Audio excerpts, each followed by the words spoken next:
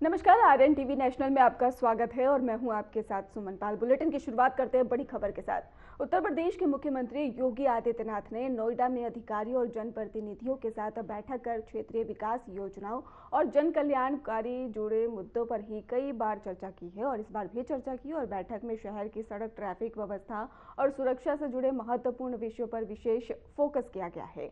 मुख्यमंत्री ने अधिकारियों को कड़े समयबद्ध लक्ष्य देने के निर्देश दिए और जनप्रतिनिधियों से जनता की समस्याओं को सीधे सुनकर त्वरित समाधान सुनिश्चित करने को कहा।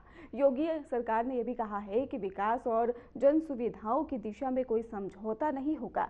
बैठक में शामिल अधिकारियों और जनप्रतिनिधियों ने मुख्यमंत्री की सशक्त और निर्णायक नीतियों की सराहना की। उन्होंने कहा कि यूपी सरकार की तत्परता और लोक कल्याण पर केंद्रित निर्णय जनता के लिए हमेशा लाभकारी साबित होंगे।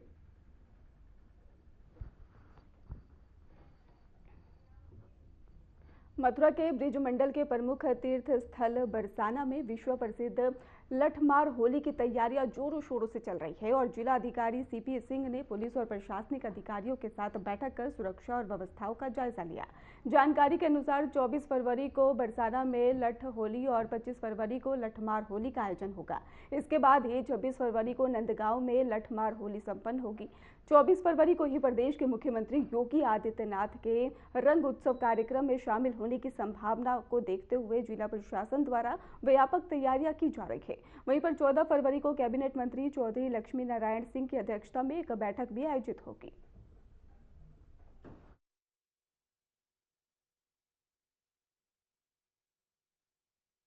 देखिए, विश्व प्रसिद्ध होली बरसाना की 24 को लड्डू मार होली है, 25 को लठमार होली है।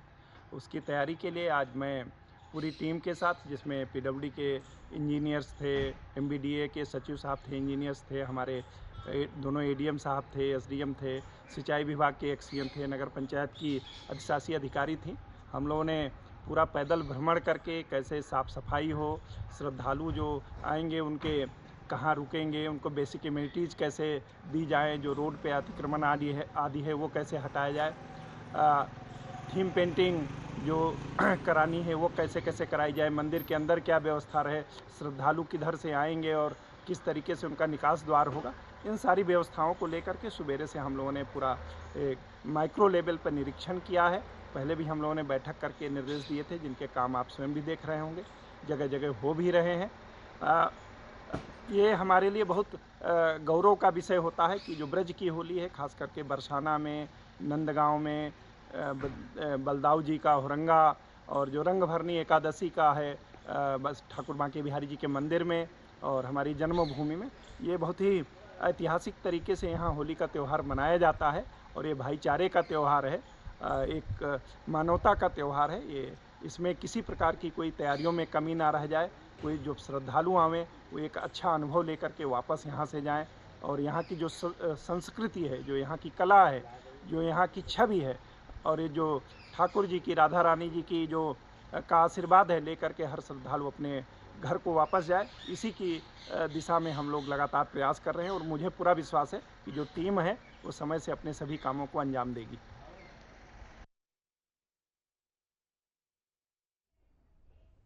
उत्तर प्रदेश के त्रिवेदीगंज सीएचसी में मरीजों की परेशानियां बढ़ती ही जा रही है। डॉक्टर अक्सर अनुपस्थित रहते हैं और महिला मरीज दवा और रिपोर्ट के लिए लंबा इंतजार करती है। जन्म प्रमाण पत्र बनवाने के लिए वहां पर 300 रुपए तक की वसूली और एम्बुलेंस न मिलने के कारण बुजुर्ग मरीज को ही ठेले पर लाद कर अस्पताल लाना पड़ता है। सख्त निर्देशों के बावजूद हालात में कोई सुधार नहीं हुआ है और कुछ चिकित्सकों पर बिना ड्यूटी वेतन लेने के भी आरोप लगे हैं। प्रशासन अब जांच और कार्रवाई की तैयारियों में भी जुट गई है।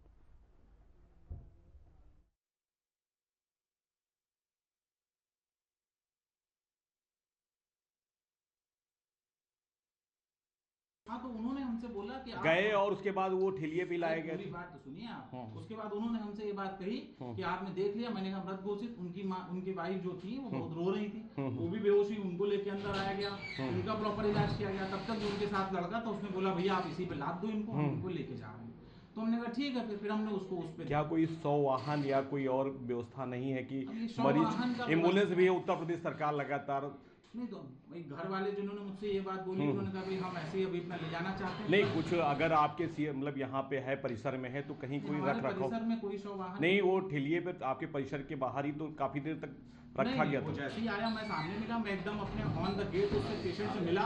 हाँ। मैं पेशेंट नहीं, आपने देखा होगा, डिक्लेयर कर दिया। मैं अंदर लेके आया, मैंने हाँ। तुरंत उसको देखा, सारा डिक्लेरेशन तब मैंने दिया, तब वापस मैंने उसको ठेलिया पे लगवाया। अच्छा, ठेलिया भी लदवा दिया। उन्होंने बोला कि मुझे ले जाना अभी तुरंत। भाई हम क्या करें जब मरीज सर किसी की बॉडी, एक मिनट, अभी आपके परिवार की कोई बॉडी है, हाँ। आप मुझसे प्रेशर करेंगे नहीं डॉक्टर साहब अभी मुझे दीजिए। सर क्या नाम है आपका? डॉक्टर प्रशांत तिवारी।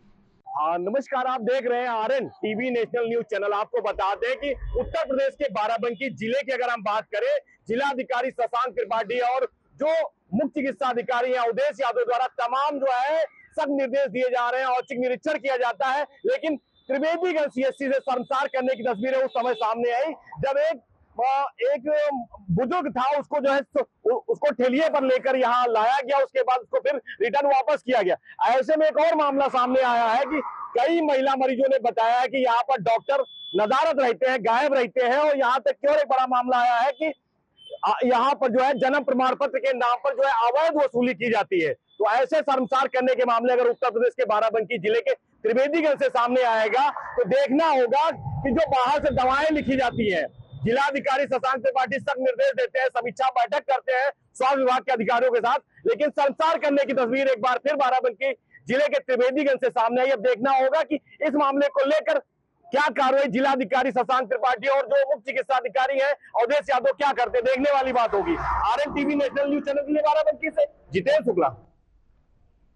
लखनऊ के केजीएमयू बाल रोग विभाग में जूनियर डॉक्टर ने एडिशनल प्रोफेसर पर अभद्र व्यवहार करने का आरोप लगाया है और इसके साथ ही घटना के तुरंत बाद ही पीड़ित की रिपोर्ट पर कार्रवाई भी शुरू कर दी गई।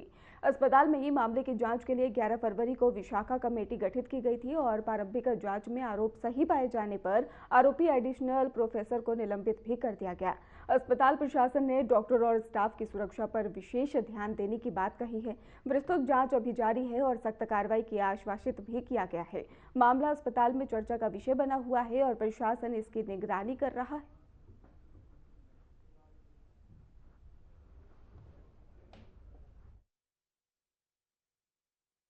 कल केजीएमयू में एक विभाग में एक एमडी की छात्रा ने ये शिकायत की कि उसी विभाग के एक एडिशनल प्रोफेसर ने उसके साथ छेड़छाड़ करी है, जो कि sexual harassment at work place की कैटेगरी में आता है।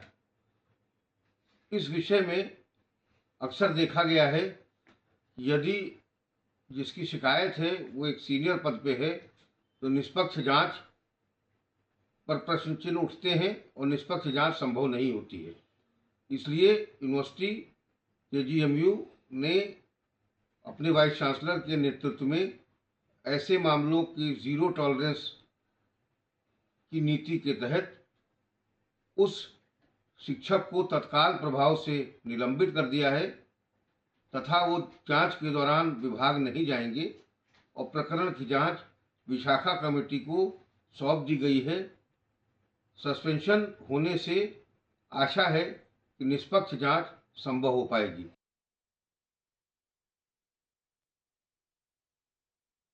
कानपुर में लैम्बोर्गिनी कार एक्सीडेंट केस में शिवम मिश्रा को कोर्ट ने रिमांड देने से मना कर दिया है। उनके वकील नरेश चंद्र त्रिपाठी ने बताया है कि शिवम मिश्रा को अब 20,000 रुपए के अंडरटेकिंग और 20,000 रुपए के पर्सनल बॉन्ड का ही रिहा किया जा रहा है।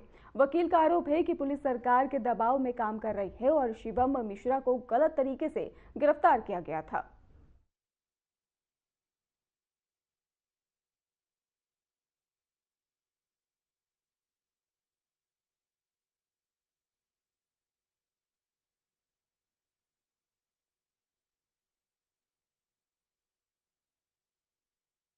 सहारनपुर में कथित फर्जी हाफ एनकाउंटर को लेकर देवबंद कोर्ट के एसीजीएब परविंदर सिंह ने जेल में घायल बंदियों से पूछताछ की।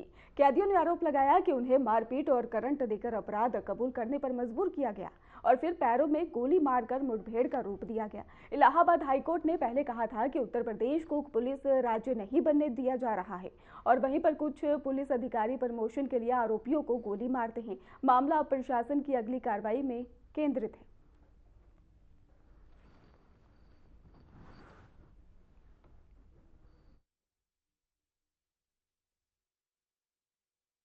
कैसे मारते हैं गोली? गोली सर, जैसे हमारी तारीख थी सहारनपुर की। हाँ। और हम बागपत से आ रहे थे। अच्छा।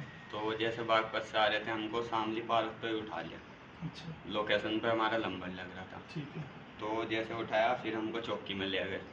करंट लगाया, बजाया, हमारा खेता सब करा, हमारे से कबूल कराया, हमने कोई कबूल नहीं किया।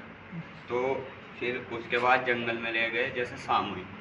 फिर शाम के बाद उसके बाद गोली मारते थे, मोटरसाइकिल ले गए उठा के थाने में से और फिर हमारे गोली कैसे मारी? गोली नीचे पड़ा के मारी।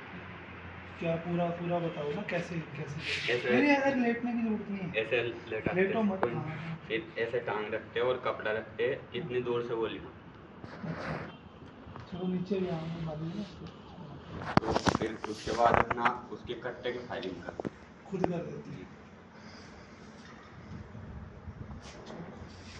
और भी किसी का हुआ ऐसा? ऐसी हुआ तुम्हारी भी? सेम ऐसी मारी गोली?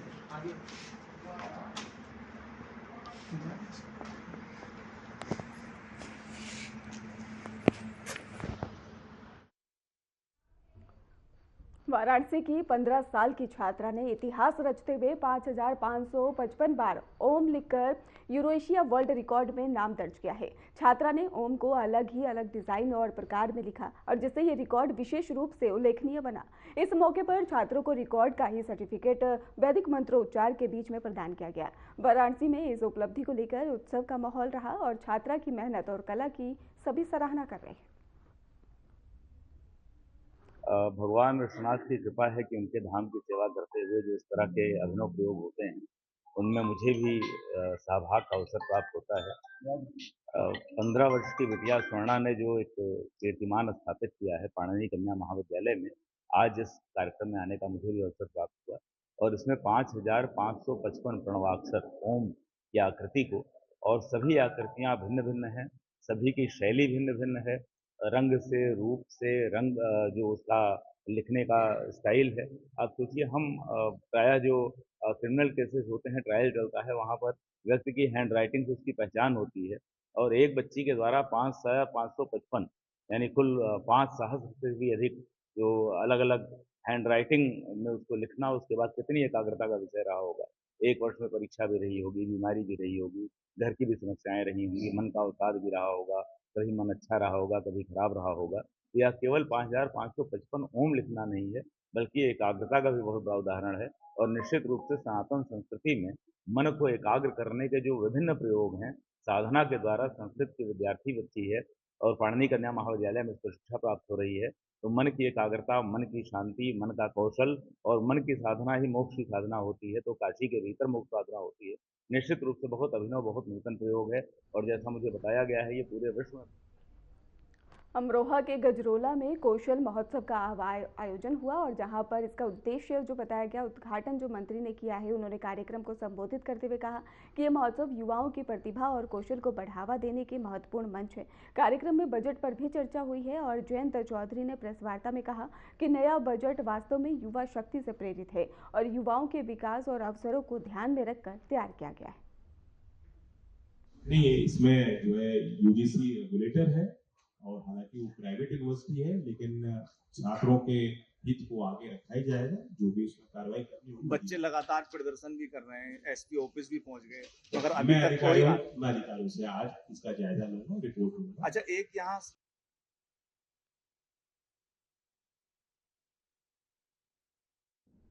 उत्तर प्रदेश में पुलिस का अपराधियों के खिलाफ सख्त अभियान जारी है। मुजफ्फरनगर में एक बड़े एनकाउंटर में 50,000 का इनामी शातिर बदमाश ढेर कर दिया गया। राज्य में पिछले 130 दिनों में ही कुल 20 बदमाश मुठभेड़ में मारे जा चुके हैं। जनवरी-फरवरी में पुलिस ने 4 और बदमाशों को ढेर किया। ये कार्रवाई जो है राज्य में कानून व्यवस्था और अपराध नियंत्रण को सुदृढ़ बनाने के लिए लगातार की जा रही है। बदमाश जिसकी पहचान हुई है, अमजद नाम का बदमाश है, लगभग 40 मुकदमे इसके खिलाफ बताए थे। 18 लूट है और 1 मर्डर है। साथ ही साथ बता दूं आपको 40 मुकदमे टोटल है, लगभग 35-36 साल उम्र बताई जाती है। और इस समय जब बाद में जब इसकी पहचान की गई है, जब पुलिस मुठभेड़ हुई थी, इंफॉर्मेशन लेट लाइन पे बिल्कुल, मतलब मैं कहूँगा कि रात और जो सुबह होने की कगार पर थी, उससे पहले लगभग 3 बजे के आसपास जो है पुलिस मुठभेड़ हुई है। और फिर पुलिस इनकाउंटर में उसको घायल हमारे 2 पुलिसकर्मी भी हुए हैं, एक संदीप कुमार सब इंस्पेक्टर और एक अशफाक नाम का कांस्टेबल। साथ ही शायद वो बदमाश अमजद भी घायल हुआ था, जिसकी उन्नाव के अचलगंज थाना क्षेत्र के पचोड़रा गांव में चोरी ने एक ही गांव के 3 घरों को निशाना बनाया। आपको बता दें, आरोपितों ने ही एनआरआई के घर पर गेट तोड़कर 2.35 लाख रुपए का माल चोरी किया। इसमें से 2 लाख रुपए के जेवर और 35,000 रुपए नकदी भी शामिल है। पीड़ितों ने परिवार को ही बताया जा रहा है कि पुलिस की तहरीर उसको दी गई है और इसके साथ ही पुलिस सीसीटीवी फुटेज के आधार पर चोरों की गिरफ्तारी में प्रयास में भी जुटी हुई है।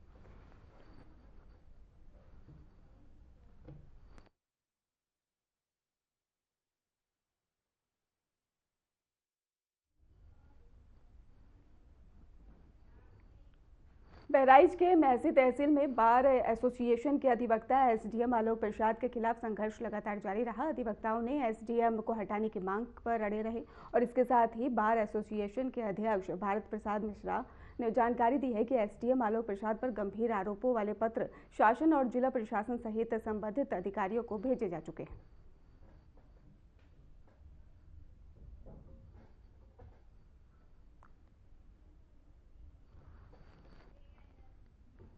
गाजीपुर के दुल्हापुर थाना क्षेत्र के अब्दुल हमीद चौक पर निर्माणाधीन HN 124D पर एक बाइक सवार गड्ढे में गिरकर घायल हो गया, जिसकी मौके पर ही मौत हो गई। हादसा उस गड्ढे में हुआ जिसे कि अंडरपास निर्माण के लिए खोदा गया था। प्रशासन ने कहा कि यह दुर्घटना सुरक्षा मानकों की कमी के कारण हुआ है। पुलिस ने कार्यदायी संस्था के खिलाफ केस दर्ज कर कार्रवाई शुरू कर दी।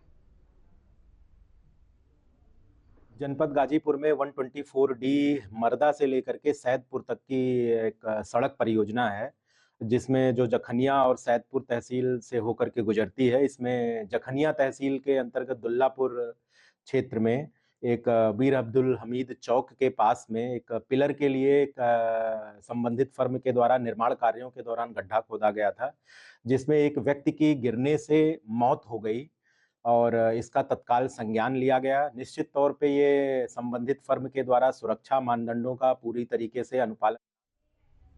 अंबेडकर नगर के पूर्व बसपा लोकसभा प्रत्याशी कमर अहात अंसारी ने बहुजन समाज पार्टी के इस्तीफा दे दिया है और अंसारी के पहले जलालपुर विधानसभा से बसपा के उम्मीदवार और नगर पालिका परिषद जलालपुर के पूर्व चेयरमैन रह चुके हैं।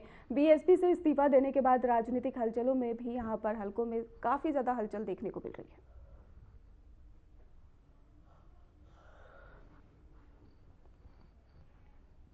रामपुर जिले में 18 फरवरी से 12 मार्च तक हाई स्कूल और इंटरमीडिएट की बोर्ड परीक्षा आयोजित होंगी और जिलाधिकारी हर्षित माथुर और पुलिस अधीक्षक रवि कुमार की अध्यक्षता से ही समीक्षा बैठक की गई है। जिले में कुल आपको बता दें 1,77,661 परीक्षार्थी शामिल होंगे और परीक्षा के लिए 107 केंद्र बनाए गए और 19 सेक्टर मजिस्ट्रेट तैनात किए जाएंगे। प्रशासन और पुलिस ने कहा कि परीक्षा के दौरान किसी भी प्रकार की गड़बड़ी बर्दाश्त नहीं की जाएगी।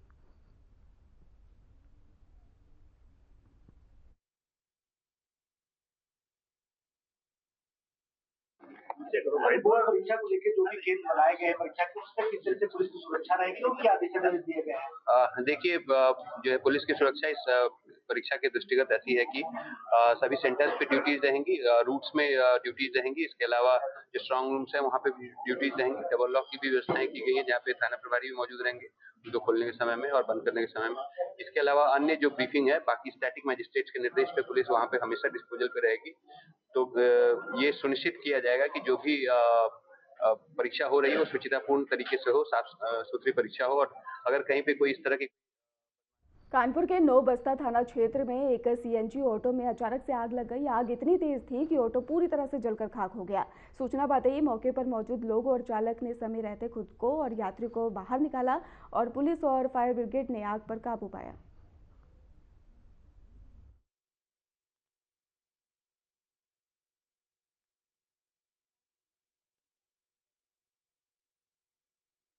हत्या कर दी गई। बताया यह भी जा रहा है कि जिससे कि अधिवक्ताओं में भारी आक्रोश देखने को मिला और घटना के विरोध में ही ये भी जानकारी सामने आई कि अधिवक्ताओं ने कलेक्ट्रेट पहुंचकर पुलिस और प्रशासन के खिलाफ नाराजगी जताई। आरोपियों पर कठोर कार्रवाई की मांग की गई है और पुलिस ने बताया कि मामले की गंभीरता को देखते हुए विशेष टीमों का भी गठन किया गया है। फरार आरोपी की तलाश जारी है और प्रशासन ने आश्वासन दिया कि जल्द ही पूरे मामले का खुलासा किया जाएगा।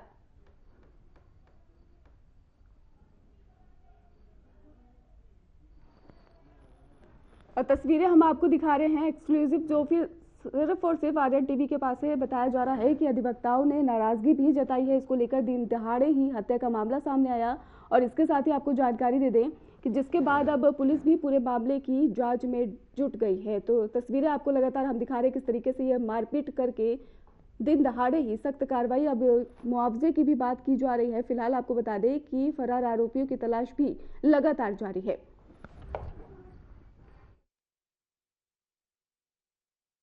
आज आपने धरना प्रदर्शन किया है, एसपी साहब से क्या मांग की आप? एसपी साहब ने हमें ये कहा है कि 24 घंटे के अंदर जो दूसरा मुलजिम है उसको गिरफ्तार कर लेंगे और जो मेन मुलजिम है उसकी प्रॉपर्टी को बुलडोजर द्वारा तोड़वा दी जाएगी और जांच की जाएगी कि उसका ये प्रॉपर्टी कहां से आई। और तीसरा ये उन्होंने आश्वासन दिया है कि सिविल लाइन जो इंस्पेक्टर था, जो हमें हमारे सारे वकीलों को पूरा उस पर शक है कि इस तरीके, क्योंकि एक जो वीडियो पर एक डाली गई थी कि वो भाग रहा है और उसकी बीवी उसके पीछे भाग रही है, वो हटा दी गई है। इसलिए हमारे पूरे अधिवक्ता गण को उस पर शक है कि इंस्पेक्टर ने ये क्यों किया। क्या आश्वासन दिया है? उन्होंने आश्वासन दिया है कि जो इंस्पेक्टर सिविल लाइन है उसको निलंबित कर दिया जाएगा तुरंत। अभी हम सभी वकीलों के सामने उन्होंने ओरल तरीके से ये कहा। और इसी खबर पर हमारे साथ हमारे सहयोगी सुरेश दिवाकर हमारे साथ जुड़ चुके हैं। सुरेश, दिन दहाड़े हत्या का ये मामला सामने आया है जिसकी सीसीटीवी फुटेज भी हमारे तक पहुंच चुकी है। क्या पूरा मामला है, विस्तार से बताइए। देखिए, मैं बिल्कुल बता दूं, जो फारूक अधिवक्ता है वो उनके ऑफिस में जाते हैं, जिला पंचायत कार्यालय में जो बाबू है वो कार्यरत है, असगर अली। वो वहाँ पर उनकी कहा सुनी होती है, क्योंकि ये कहा सुनी काफी पहले भी हो चुकी थी, लेकिन ये इतना बड़ा मोड़ ले लेगी ये नहीं पता था। और कल जिस तरीके से वो उनके ऑफिस में पहुंचकर उनसे कहा सुनी कर रहे हैं और मारा पीटी हुई है। मारा पीटी के दौरान जो असगर अली हैं, वहाँ पर बाबू हैं, उनके पास रिवाल्वर थी, उनकी लाइसेंस थी, उन्होंने निकाल के उसको धमकाया भी था, लेकिन धमकाने के बाद भी उन्होंने कहा था हो सकता है कि वापस ले आए।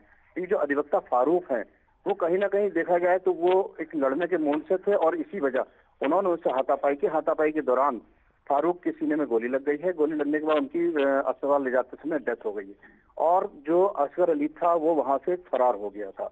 और ये बताया जा रहा है, अगर सूत्रों की माने तो जो नीरज वहाँ पर जिला पंचायत अभियंता है वो भी अभी फरार हैं। उनकी भी जो है कहीं ना कहीं देखा जाए तो उनके लिए गिरफ्तारी वारंट जारी कर दिया गया है और उनकी जांच हो रही है और उसको कहीं ना कहीं गिरफ्तार करने की लगातार टीमें लगा दी गई हैं।